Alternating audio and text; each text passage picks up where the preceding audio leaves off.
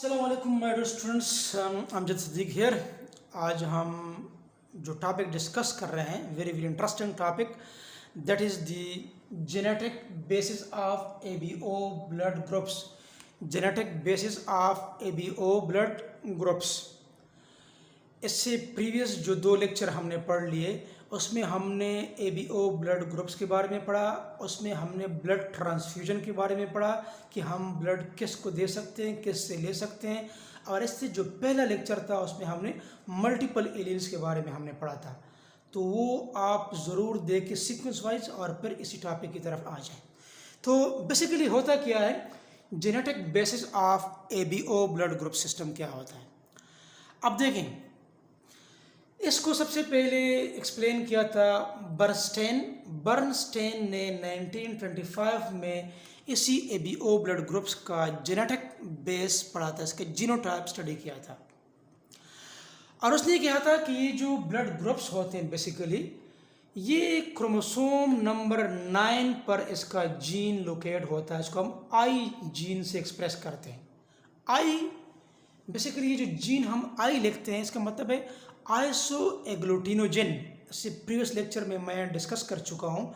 आई का मतलब क्या है, आइसो एग्लूटिनोजेन। आइसो एग्लूटिनोजेन को रिप्रेजेंट करता है। ये आई जो है एमसीक्यूज पॉइंट ऑफ व्यू से इंपॉर्टेंट है। तो ये बेसिकली जो ब्लड ग्रुप्स हैं इसके लिए जो आई जीन है ये क्रोमोसोम नंबर 9 पर लोकेट होता है। अब चूंकि हम मल्टीपल एलील्स से रिलेटेड टॉपिक पढ़ रहे हैं तो आई जीन जो होता है ये 3 डिफरेंट फॉर्म में पाया जाता है, 3 डिफरेंट जीनोटाइप्स में पाया जाता है। I capital A, I capital B और स्मॉल आई। ठीक है, क्योंकि आपको मल्टीपल एलील्स का पता है कि मल्टीपल एलील्स जो होते हैं हर एक ऑर्गेनिज्म में एक करैक्टर के लिए एक जीन होता है और उसी जीन के 2 एलील्स होते हैं। ठीक है, जो मैंने आपको पहले बताया था कि फॉर एग्जांपल आपके पास ये एक क्रोमोसोम है और ये क्रोमोसोम पेयर है। ठीक है, फॉर एग्जांपल एक क्रोमोसोम फादर साइड से है और एक मदर साइड से है। ये इसकी जीन, इस एक जीन है और इसके सेम लोकस पर ये जीन जो है ये लोकेट है। ठीक है, ये क्या है आपस में बेसिकली क्या है, ये एलील्स है। फॉर एग्जाम्पल हम कहते हैं कि इधर ए ब्लड ग्रुप वाला एलील है, इधर बी ब्लड ग्रुप वाला एलील है। ठीक है, तो इसका बेटा जो होगा, बच्चा क्या होगा, उसका ए बी ब्लड ग्रुप होगा जो को डोमिनेंस को रिप्रेजेंट करता है। इससे पहले हम इसके बारे में डिटेल से डिस्कस कर चुके हैं। अब जो आपके पास ये एक पॉलीमार्फिक जीन जो आई है आपके पास बेसिकली ये कई शेप्स में, कई एलील्स में आपके पास रिप्रेजेंट हो रहा है। आई ए जीन, आई बी जीन और आई ए, ये बेसिकली ये एंटीजन ए के लिए एलील है, ये एंटीजन बी के लिए एलील है और ये जो है ओ के लिए क्या है, ब्लड ग्रुप ओ जो होता है उसके लिए एलील है अगर ये रिसेसिव फॉर्म में आ जाए। जिस तरह कि मैंने आपको प्रीवियस लेक्चर में बताया था कि ये जो ब्लड ग्रुप्स जो बनना शुरू हो जाते हैं किसी बच्चे में, मदर की यूटिरस में, ये अपना एक्सप्रेशन स्टार्ट करते हैं। मीन्स ड्यूरिंग एम्ब्रियनिक स्टेज ये अपना एक्सप्रेशन स्टार्ट करते हैं और फिर जब बच्चे की बर्थ हो जाती है फिर बॉडी में एंटीबॉडीज़ बनना शुरू हो जाते हैं। अब इसका जेनेटिक बेसिस बेसिकली क्या है, ये basically mutation number 1, mutation number 2, mutation number 3। आपको पता है कि जो ये एलील्स है ना, मल्टीपल एलील्स स्पेशली, ये बिकॉज ऑफ म्यूटेशन होते हैं। जब म्यूटेशन काज होती है तो फिर डिफरेंट किस्म के एलील्स आपके पास आ जाते हैं और ये different types of alleles are because of mutation, जो मैं आपको मल्टीपल एलील के टॉपिक में डिस्कस कर चुका हूँ। अब देखिए आपके पास एबीओ ब्लड टाइप्स है, A blood group B, blood group A B, blood group O, आपको पता है। अब ब्लड ग्रुप ए का जीनोटाइप क्या है, ये आई कैपिटल ए दोनों होमोजाइगस रिसेसिव, दोनों होमोजाइगस डोमिनेंट फॉर्म है। तो इससे आपके पास ब्लड ग्रुप क्या आएगा, ए आएगा। ये बेसिकली आपको एंटीजन ए देगा। जब आपके पास आरबीसी के सरफेस पर एंटीजन ए पैदा होगा तो ब्लड ग्रुप भी क्या होगा, ए होगा। ठीक है, या और आई कैपिटल ए स्मॉल आई, चूंकि कैपिटल आई ए जो है जीन स्मॉल आई पर कोई जीन मौजूद नहीं है तो ऑटोमेटिकली ए अपने आप को एक्सप्रेस करेगा। तो इधर भी क्या होगा, ए एंटीजन ही बनेगा और A antigen A blood group ही एक्सप्रेस करेगा। इस तरीके से बी ब्लड ग्रुप का जीनोटाइप क्या है, I capital B, I capital B. तो ऑटोमेटिकली क्या होगा, होमोजाइगस डोमिनेंट फॉर्म है तो ब्लड ग्रुप आएगा, ये बनाएगा किस चीज़ को, ये बनाएगा बेसिकली एंटीजन को बनाएगा। एंटीजन आरबीसी के सरफेस पर अगर एंटीजन बी मौजूद है तो ब्लड ग्रुप बी होगा, आरबीसी के सरफेस पर अगर एंटीजन ए मौजूद है तो ब्लड ग्रुप ए होगा। ठीक है, इस तरीके से अगर ब्लड ग्रुप ए भी है, ऐसे इंडिविजुअल का जीनोटाइप जो होता है वो I capital A, I capital B, जो कोडोमिनेंट का बेस्ट एग्जांपल है। तो ये आपके पास क्या बनाएगा, आपके पास एक एंटीजन बनाएगा ए बी और ये ए बी ब्लड ग्रुप ही होगा। एक और फोर्थ ब्लड ग्रुप ओ है, इसके लिए जो जीनोटाइप होता है वो स्मॉल आई फॉर्म में आ जाते हैं, होमोजाइगस रिसेसिव फॉर्म में आ जाते हैं। तो इधर जो होता है कोई जीन नहीं बनता, मीन्स इधर कोई जो है इसके लिए कोई जीन मौजूद नहीं है, मतलब इसी एंटीजन के लिए ब्लड ग्रुप ओ के लिए तो कोई एंटीजन नहीं है। जब कोई एंटीजन नहीं है मीन इसके लिए कोई जीन नहीं है। होमोजाइगस रिसेसिव फॉर्म जो होता है आया है और कोई जीन नहीं है कि वो आपके पास किसी एंटीजन को बनाए। जब कोई एंटीजन नहीं बनेगा तो ब्लड ग्रुप आपके पास क्या होगा, ओ ही होगा। तो इसका क्या था, इसका जीनोटाइप था।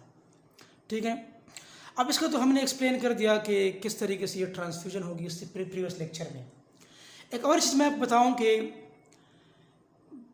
अगर हम किसी इंडिविजुअल का ब्लड ले लें और इसी ब्लड से अगर हम ब्लड सेल्स को निकाल लें, red blood cell, white blood cell, platelets को हम निकाल ले, माइनस कर ले ब्लड से, तो हमारे पास क्या रह जाता है, प्लाज्मा। ये हमारे पास कोई आपसे पूछे what is plasma, when we remove blood cell from the blood so plasma is remade. और जब हम प्लाज्मा से माइनस करते हैं प्रोटीन्स को, प्रोटीन को जो क्लॉटिंग प्रोटीन है, स्पेशली जो आपके पास फाइब्रोजन प्रोटीन है, ठीक है, ये जब प्रोटीन आप इससे निकाल लेते हैं प्लाज्मा से तो इसको फिर हम कहते हैं सीरम। तो प्लाज्मा और सीरम इसके बारे में आपको पता होना चाहिए कि अगर पेपर में आ जाए कि differentiate between the plasma and serum, इस तरह का एमसीक्यूज आ जाए तो आपको पता होना चाहिए। अगर ब्लड से हम ब्लड सेल्स को निकाल लें तो प्लाज्मा से प्रोटीन को निकाल लें तो आपके पास क्या बनता है, सीरम बनता है। एक और टर्म है सिक्रीटर। सिक्रीटर जो होता है ये बेसिकली एक जीन होता है जो क्रोमोसोम नंबर 19 पर पाया जाता है, क्रोमोसोम नंबर 19 पर। ये जो सिक्रीटर जीन होता है बेसिकली ये सिक्रेशन प्रोड्यूस करते हैं। आपके माउथ में जो सलाइवा वगैरह होते हैं तो सलाइवा में फिर ये क्या प्रोड्यूस करते हैं, ये एंटीबॉडी प्रोड्यूस करते हैं। एंटीबॉडी क्या करते हैं, ये आपके बॉडी में जर्म्स को किल करते हैं, मींस ये एंटीसेप्टिक का रोल अदा कर रहे हैं। इस तरह के पुराने ज़माने में अगर आपको पता है कि अगर किसी को कोई इंजरी वगैरह, कोई जख्म वगैरह हो जाता तो फिर क्या करते, वो जो हमारे जो बड़े हुआ करते थे वो इधर से सलाइवा को उधर सलाइवा को लेते थे और इसे थूक पर लगा देते थे, तो इसमें फिर जर्म्स वगैरह जो होते उसकी एंट्री नहीं हो सकती थी, जर्म्स को किल करते थे, तो ये इसका फ़ायदा हुआ करता था। ये बेसिकली क्या है, ये सिक्रीटर्स बेसिकली क्या है, ये सिक्रीट करते हैं कौन, क्रोमोसोम नंबर 19 पर जो जीन है उसका नाम सिक्रीटर ही है, जो सिक्रीशन प्रोड्यूस करता है। उसमें एंटीबॉडी होता है जो जर्म्स को किल करते हैं। ठीक है, अब इधर एक क्वेश्चन है आपके पास। क्वेश्चन आपके पास ये है कि आपके पास दो बेबी है, एक फीमेल बेबी पैदा हो गई है, मीन्स एक लेबर रूम है। लेबर रूम में जब किसी प्रेग्नेंट मदर की, फीमेल की जब ऑपरेशन की जाती है, सर्जरी की जाती है, जब कोई बच्चा पैदा हो जाता है तो उधर तो और भी बहुत सारे फीमेल्स होते हैं, उसकी भी सर्जरी होती है जो प्रेगनेंसी वाले होते हैं। तो बाज़ औक़ात इस तरह होता है कि बच्चे जो होते हैं उसको जब अपने प्रॉपर रूम में रखते हैं, केयर रूम में रखते हैं, तो बाज़ औक़ात बच्चे जो होते हैं आपस में मिक्सअप हो जाते हैं। तो फिर एक पेरेंट का दावा होता है अगर उसमें मेल और फीमेल है कि ये मेल तो मेरा है, दूसरे पेरेंट कहते नहीं ये मेल वाला जो है मेरा है, क्योंकि बहुत सारे लोग जो होते हैं उसकी ये वो होती है कि चाहत होती है कि मेरे यहाँ जो है मेल बेबी पैदा हो। तो दोनों कहते हैं कि ये मेरा है ये बेटा, और दूसरा वाला कहता है कि ये बेटा मेरा है ये बेटी मेरी नहीं है। इसलिए कहते हैं कि अल्ट्रासाउंड जो होता है, अल्ट्रासाउंड करना चाहिए ताकि आपको पहले से पता हो कि मेरी बेबी मेल है या फीमेल है। और तब दो पर्सन हैं, फॉर एग्ज़ाम्पल एक मिस्टर हमज़ा है और एक जो है मिस्टर इब्राहिम है फॉर एग्ज़ाम्पल। अब दो बेबीज़ फॉर एग्ज़ाम्पल है, एक बेबी फर्स्ट है इसका ब्लड ग्रुप बी है, एक बेबी सेकंड है इसका ब्लड ग्रुप ओ है। बेबी ए जो है ये फीमेल है, बेबी टू जो है ये मेल है। इसको हम फिर बाद में डिस्कस करते हैं। अब देखें ये आपके पास दो पर्सन्स है। मिस्टर हमज़ा की जो वाइफ है मिस्टर हमज़ा की, जब उसके बच्चे आपस में मिक्सअप हो जाते हैं मिस्टर हमज़ा और मिस्टर इब्राहिम के, तो फिर क्या करते हैं दोनों का ब्लड ग्रुप चेक किया जाता है। फॉर एग्ज़ाम्पल मिस्टर हमज़ा का मेल, मैंने इधर लिखा मेल, मिस्टर हमज़ा का ब्लड ग्रुप ए है और मिस हमज़ा का उसके वाइफ का ब्लड ग्रुप ए भी है। इधर मैंने फीमेल का निशान ड्रा किया, ठीक है। इस तरीके से मिस्टर इब्राहिम का ब्लड ग्रुप ए है जो मैंने मेल का निशान ड्रा किया है, और मिस्टर इब्राहिम की जो मिस है, मिस इब्राहिम जो वाइफ है उसका, इसका ब्लड ग्रुप भी ए है, इधर मैंने फीमेल। तो इसी मिस्टर इब्राहिम का अपना ब्लड ग्रुप भी ए है, उसके वाइफ का भी ए है, जबकि हमज़ा का खुद ए है, वाइफ का ए भी है।